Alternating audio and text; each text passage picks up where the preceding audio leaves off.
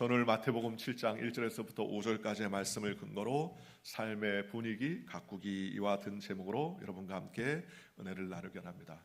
어느 할머니와 할아버지가 나들이를 가게 됐습니다. 여러분들도 많이 들어보신 내용일 것이에요. 한참 걷다가 피곤함을 느낀 이 할머니가 영감 나 좀 업어줘 라고 그렇게 이야기했습니다. 그랬더니 할아버지는 업어주기 싫었지만 나중에 핀잔을 들을 것 같아서 그냥 억지로 업어줬어요. 그래서 한참 걷고 있는데 할머니가 미안했습니다. 자기 업혀서 간다는 게 너무 미안해서 나 무겁지? 하면서 의중을 떠봤어요. 그랬더니 할아버지가 그 이야기를 듣고서 그럼 무겁지? 하면서 퉁명스럽게 대답을 했습니다. 그랬더니 할머니가 내가 왜 무거워? 그렇게 물었어요. 그랬더니 할아버지가 이야기합니다. 머리는 돌덩어리지, 얼굴은 철판이지, 간은 부어지, 그러니 안 무거워? 그러면서 이제 핀잔을 줬습니다. 할머니가 마음에 큰 상처를 받았어요. 내려! 그러면서 내렸습니다. 돌아오는 길에 할아버지가 다리를 삐끗해가지고 다리를 다쳤습니다.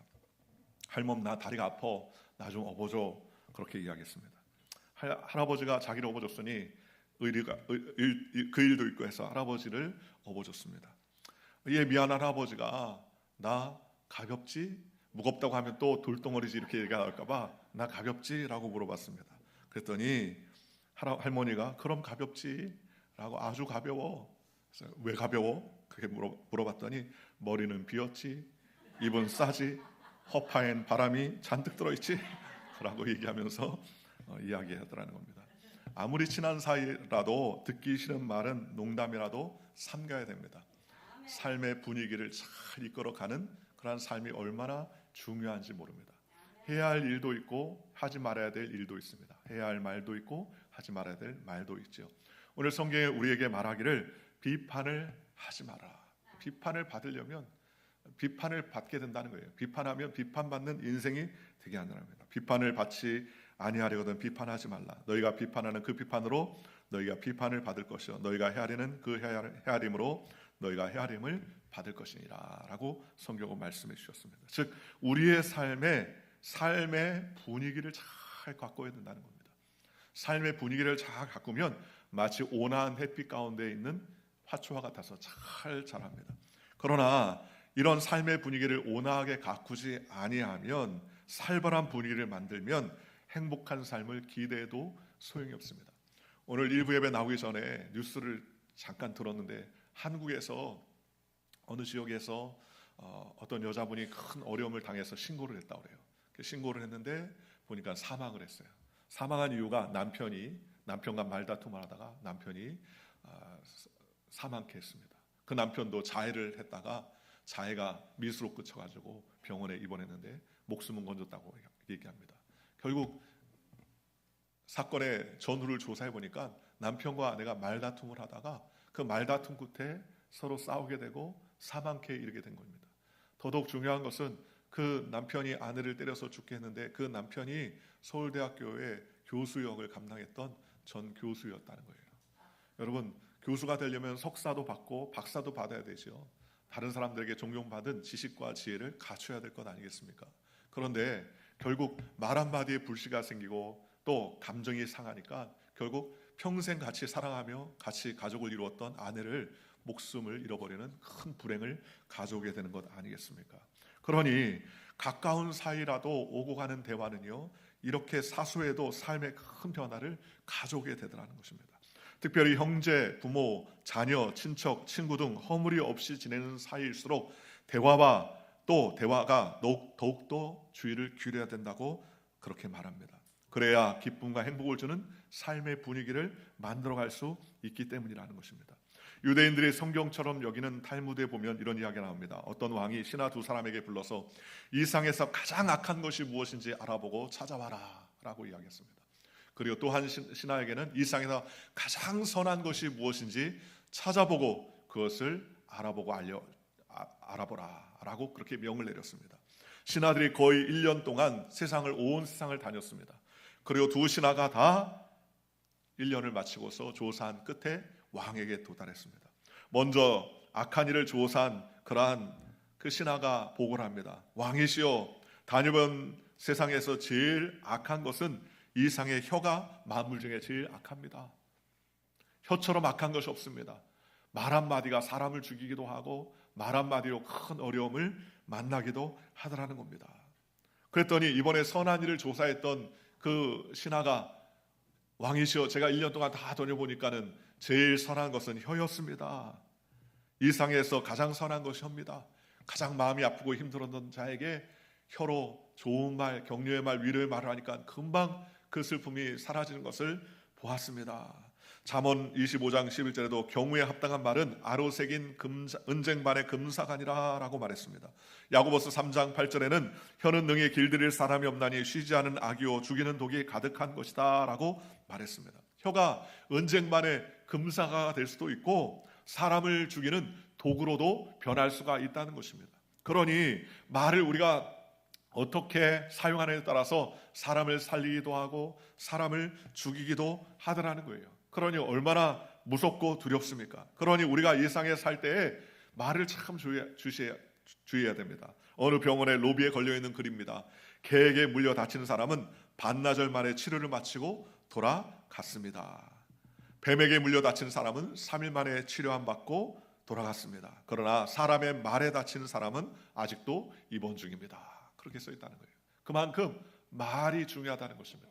삶의 분위기가 너무너무나 중요하다는 것입니다. 그러니 우리가 이 땅에 살면서 삶의 분위기를 만들어 놓는 것이 얼마나 중요합니까? 여러분, 사람 가운데서도 좋은 말, 격려의 말, 위로의 말 하는 그러한 사람이 있는가 하면 꼭 안 좋은 것들을 끄집어내어서 상처를 주는 사람들도 있어요. 좋지 못한 습관이죠. 그러니 우리가 제일 먼저 하나님 안에서 분위기를 가꾸고 우리의 삶의 분위기를 이루어가기 위해서 첫째로 부정적인 비판은 삼가는 저와 여러분들 되시기를 주님의 이름으로 축원합니다. 사소한 말이라도 부정적인 비판은요, 상대방의 마음 가운데 불행을 가져오더라는 것입니다. 예를 들어서 흔히 너는 제대로 하는 일이 하나도 없다, 시키는 거나 잘해내라, 또는 너는 늘 그것이 문제다라는 부정적인 말을 합니다. 별로 사나운 말 같지 않지만 그 말이 듣는 당사자에게 큰 모욕감을 가져다 주게 되더라는 거예요. 분노, 불안, 모멸감을 느끼게 되더라는 것입니다. 이런 감정들이 불안과 우울증을 가져오고 그런 일들로 말미암아 마음에 큰 고통과 상처를 가져오며 결국 그러한 일로 인하여서 사람의 마음이 삐뚤어지게 되고 그로 인하여서 다른 사람과의 관계에서 틀어진 모습들을 보게 되더라는 것입니다. 그러니 우리가 이 땅에 살면서 말을 잘 해야 됩니다. 부정적인 입술을 제하고 하나님께서 기뻐하시는 그러한 긍정적인 말과 소망으로 하나님께 영광 돌리는 저와 여러분들 되시기를 주님의 이름으로 축원합니다. 그러면 하나님께서 책임져 주시고 은혜를 베풀어 주시는 거예요. 그러니 어떤 경우에서든지 우리는 말과 우리의 언어를 통하여서 부정적인 입술은 제하고 하나님이 기뻐하시는 일들을 해야 되는 것입니다. 열왕기상 2장 8절과 9절에 보면 다윗이 압살롬 아들에게 쫓겨서 나중에 시골로 피신할 때에 다윗의 경쟁자였던 사울 왕의 친척이었던 시므이라는 사람이 욕을 했던 이야기가 나옵니다. 성경은 이렇게 말합니다. 열왕기상 2장 8절과 9절입니다. 바울임 베냐민 사람 게레의 아들 시므이가 너와 함께 있나니 그는 내가 마하나임으로 갈 때 악독한 말로 나를 저주하였느니라. 얼마나 저주했는지요. 다윗이 강 건너편에서 그 시골로 가는데 강 건너편에 있던 시므이가 욕을 합니다. 이 나쁜 놈아, 이 저주받을 놈아, 잘 가라, 다시 돌아오지 말아라. 그러면서 악을 품으면서 이야기를 합니다. 그 저주했던 것이 너무나 상처가 되었어요. 다윗이 나중에는 다시 복권이 되어서 왕궁으로 돌아왔을 때는요, 시므이가 저절로 찾아왔습니다. 왕이시오, 제가 미쳤나 봅니다. 그때는 제정신이 아니었습니다. 용서하여 주시옵소서. 그러면서 환영, 축, 다시 돌아오다 다윗, 그러면서 프랭카드를 가지고서 다윗을 환영합니다. 다윗이 얼마나 마음이 좋지 않았겠습니까?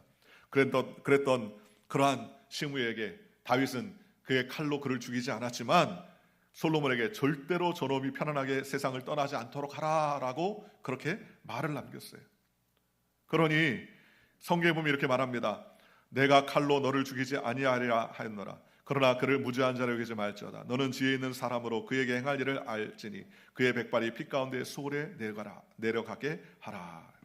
말 한마디가 잘못된 비유가 가져왔습니다. 이 세상에서 말 한마디 잘 해가지고요, 원하는 곳에 간 사람이 있고 말 한마디 잘못해가지고 마지막 기회를 놓친 사람이 있습니다. 그게 누굽니까? 예수님이 십자가에 달려 돌아가실 때 양편에 있었던 강도들이에요. 여러분 절호의 찬스 아닙니까? 그런데 한쪽에 있는 강도가 뭐라 합니까? 야, 네가 하나님의 아들이거든. 너도 구원하고 우리도 한번 구원해봐. 그러면서 비난합니다. 힐난합니다. 얼마나 비난을 하는지 예수님이 막 아프고 힘들고 피들 흘리고 괴로운데 비난하니까 어떻게 합니까? 듣기 싫어요. 말 대꾸도 하지 않습니다. 말 같지도 않은 얘기를 자꾸 하니까 예수님은 말 대꾸지 하지 않습니다.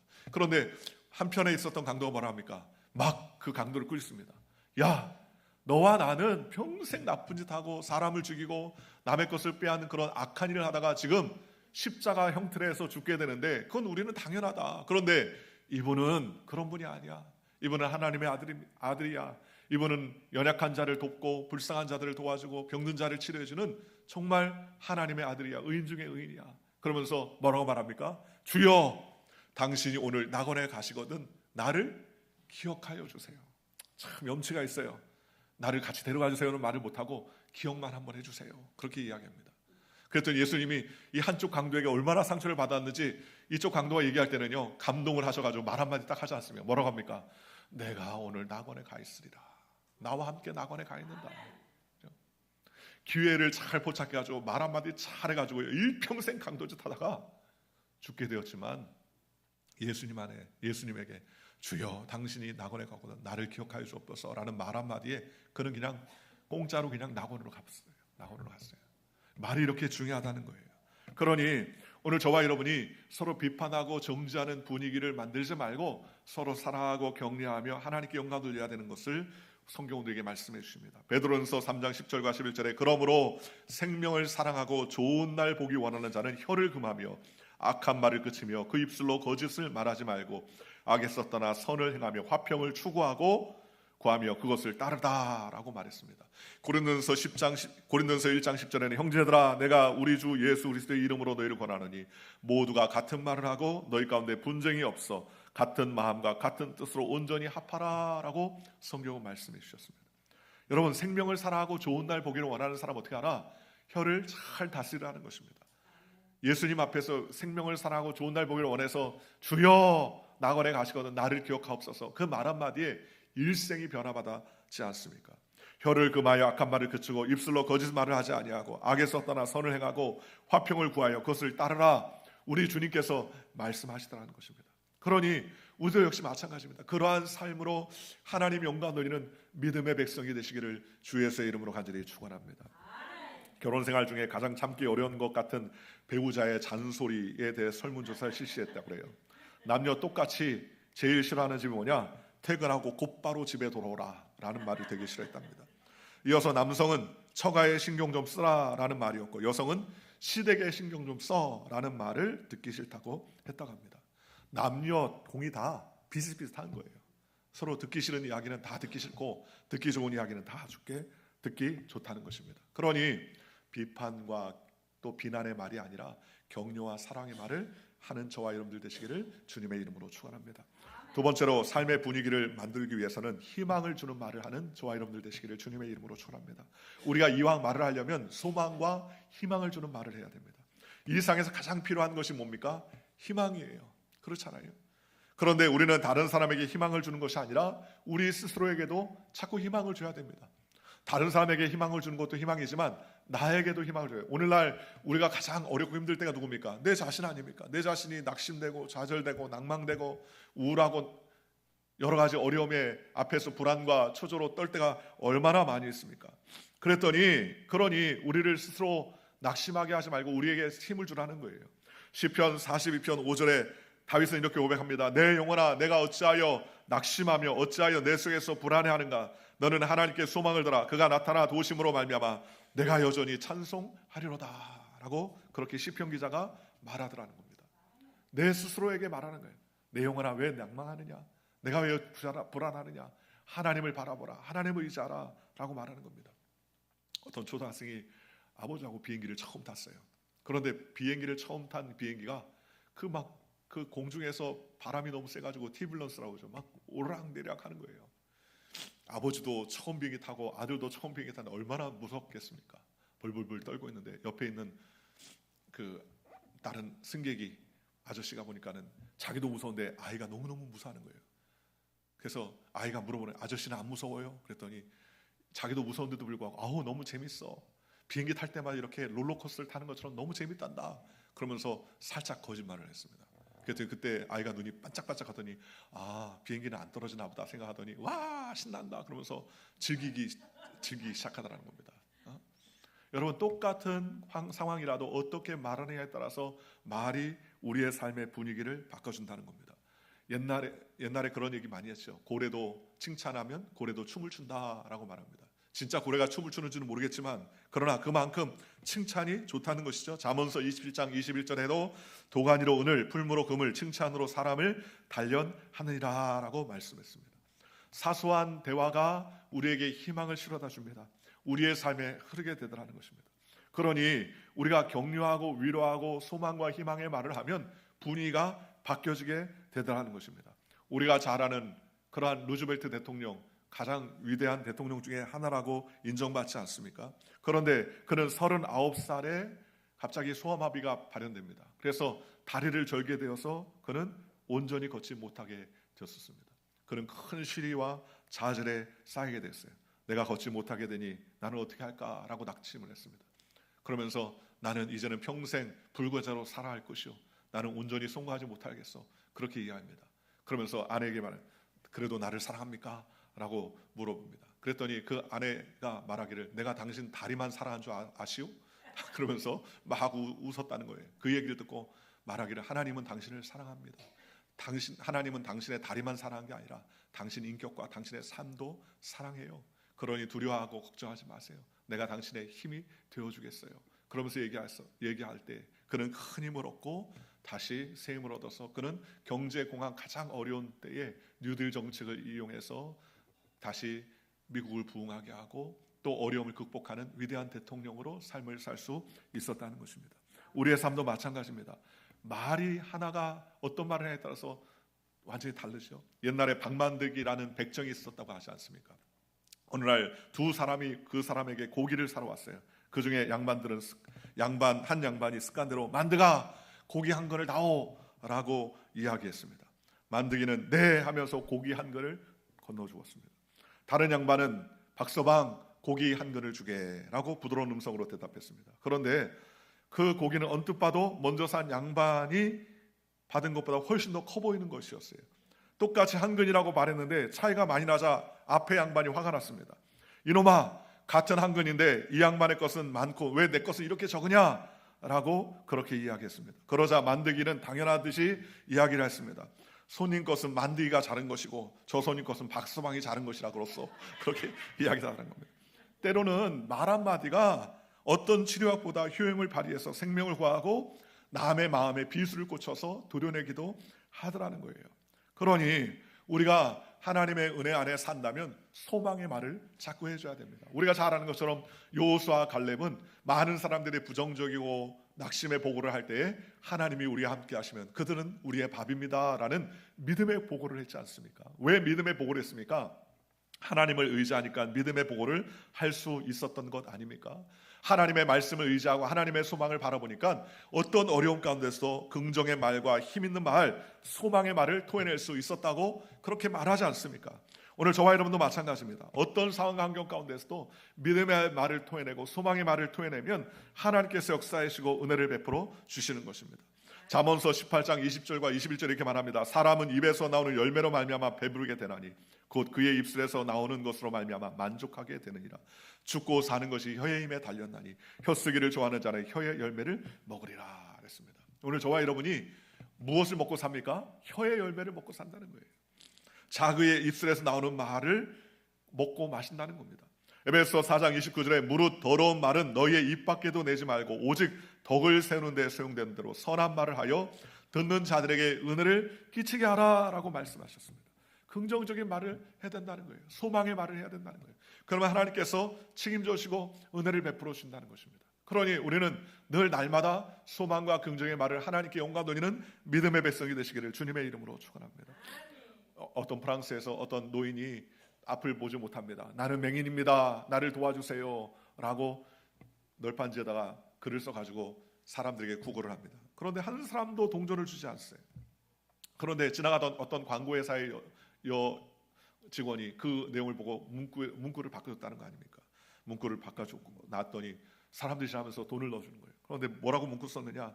It's a beautiful day. 오늘 원더풀 데이. 너무너무나 오늘은 좋은 날입니다. 그런데 저는 안타깝게도 앞을 볼 수 없군요. 저를 도와주십시오. 라는 말 한마디 썼다는 거예요. 그랬더니 가는 사람마다 동전을 떨어뜨리면서 도와주게 되더라는 것입니다. 도와주세요 라는 말 대신에 긍정적인 말, 아름다운 말입니다. 오늘 너무 기쁜 날입니다. 좋은 날입니다. 라고 긍정적인 글을 읽은 사람마다 그 동전을 주고 가더라는 것입니다. 이와 같이 사람의 반응이 다 다르더라는 거예요. 그러니 오늘 저와 여러분이 이왕 입술을 열면 우리가 소망의 말을 해서 분위기를 만들어가는 저와 여러분들 되시기를 주님의 이름으로 축원합니다. 이왕 가면 분위기를 만들어야죠. 여러분이 가는데 좋았던 분위기가 삼엄해지고 살벌해진다. 얼마나 불행합니까? 삼엄하고 살벌해진 분위기가 여러분이 가면 행복해지고 기뻐져야 되는 것 아니겠습니까? 예수 믿는 저와 여러분이 가는 곳마다 살벌한 분위기가 아니라 행복한 분위기가 되시기를 주 예수의 이름으로 축원합니다. 세 번째로 오늘 우리가 삶의 분위기를 바꾸기 위해서는 감사와 찬송으로 하나님께 영광을 돌리는 삶을 살아야 된다는 것입니다. 우리가 감사와 하나님께 찬송을 드리면 하나님도 변하세요. 골로새 3장 10절에 이렇게 말합니다. 그리스도의 말씀이 너희 속에 풍성히 거하여 모든 지혜로 피차 가르침을 권면하며 시와 찬송과 신령한 노래를 부르며 감사하는 마음으로 하나님을 찬양하고 또 무엇을 하든지 말이나 이래나 다 주 예수의 이름으로 하고 그를 힘입어 하나님 아버지께 감사하라 라고 말했습니다.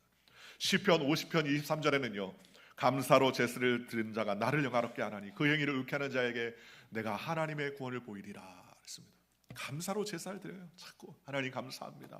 하나님 고맙습니다. 예수님도 늘 무슨 일을 할 때마다 감사했어요. 주님 감사합니다. 내 말을 들어주시는 것을 너무 감사합니다. 주여 나사로를 고쳐주시고 살려주시옵소서. 그리고서 나사로야 나와라 했더니 나사로가 나왔습니다. 또 예수님이 물고기 2마리와 붓떡 5개를 가지고 하나님께 감사하며 축사합니다. 하나님 감사합니다. 이 자그마한 이 물고기 2마리와 붓떡 5개로 수많은 사람들이 다 먹고 배불리 남겨주실 것을 믿고 감사합니다. 기도하고 떡을 떼어주고 물고기를 떼어주었더니 12강줄이가 더 남고 배불리 먹고 놀라운 역사가 나타나는 것을 우리가 볼 수 있습니다. 바로 감사하니까 하나님께서 역사를 베풀어 주시는 것입니다. 에베소 5장 19절 20절 이렇게 말합니다.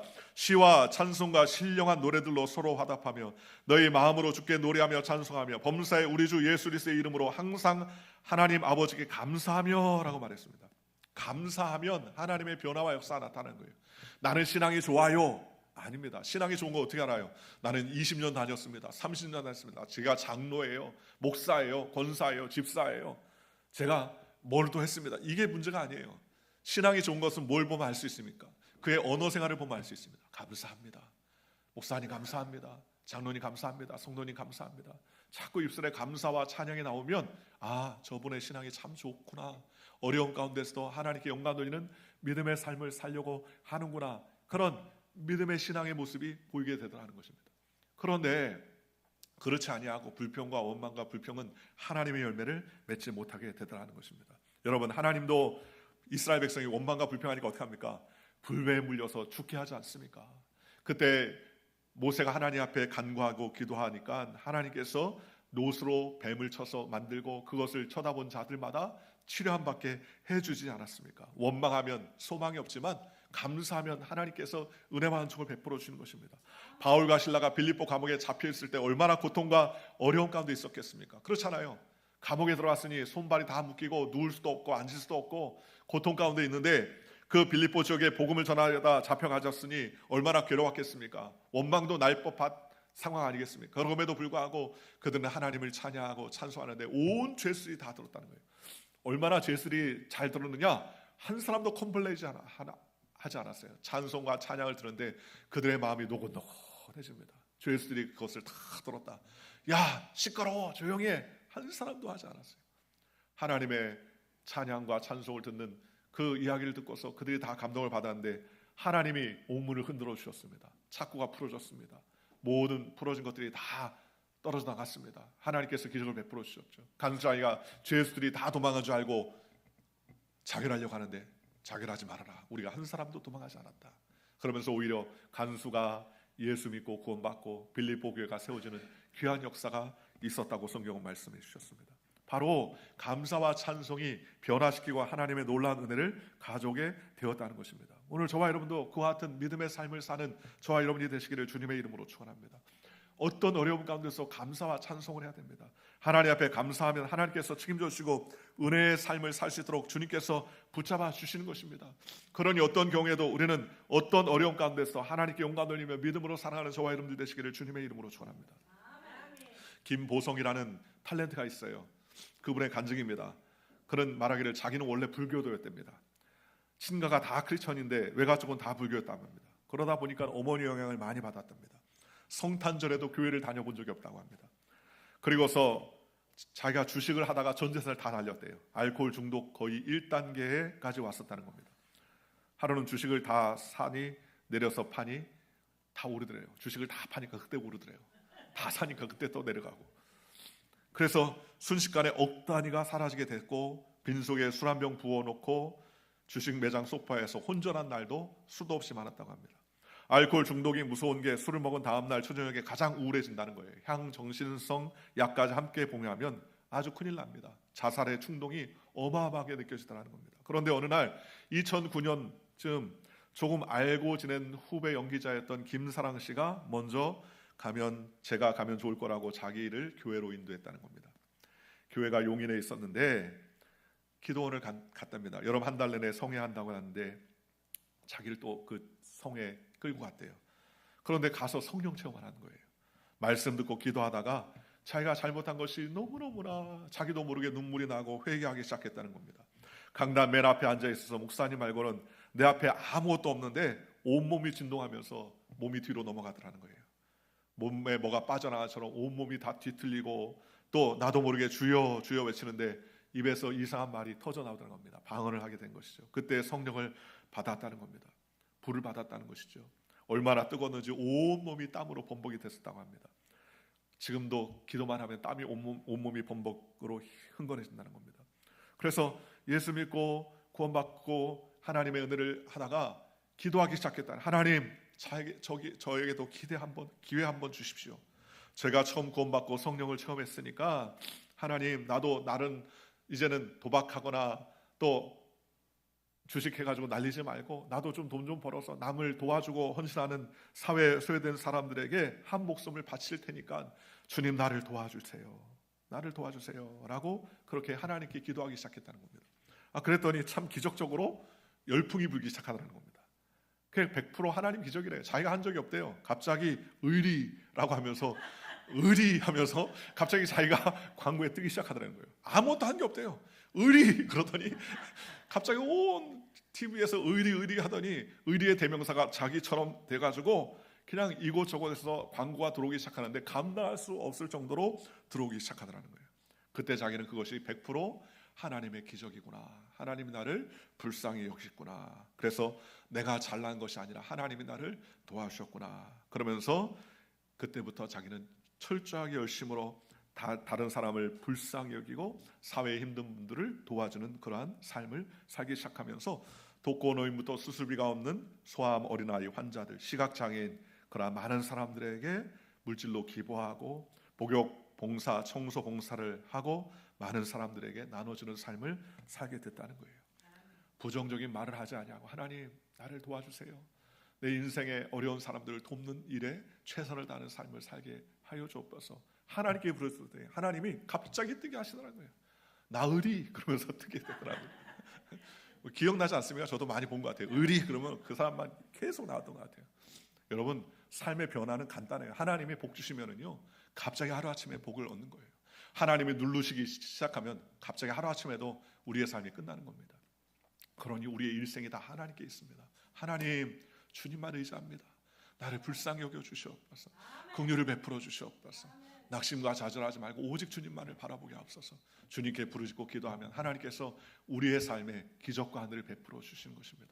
감사와 찬송이 그런 기적을 가져오게 되는 거예요. 오늘 저와 여러분이 어떤 상황 환경 가운데서도 감사와 찬송으로 우리의 입술에 죄악된 말을 버리고 더러운 말, 비판의 말을, 정죄의 말을 벗어버리고 소망과 감사와 은혜의 말, 또 희망의 말을 하며 하나님께 찬양과 영광을 돌리면 우리의 삶에 놀라운 기적과 하늘을 베풀어 주실로 믿습니다. 그런 저와 여러분들 되시기를 주 예수의 이름으로 간절히 축원합니다. 기도하겠습니다.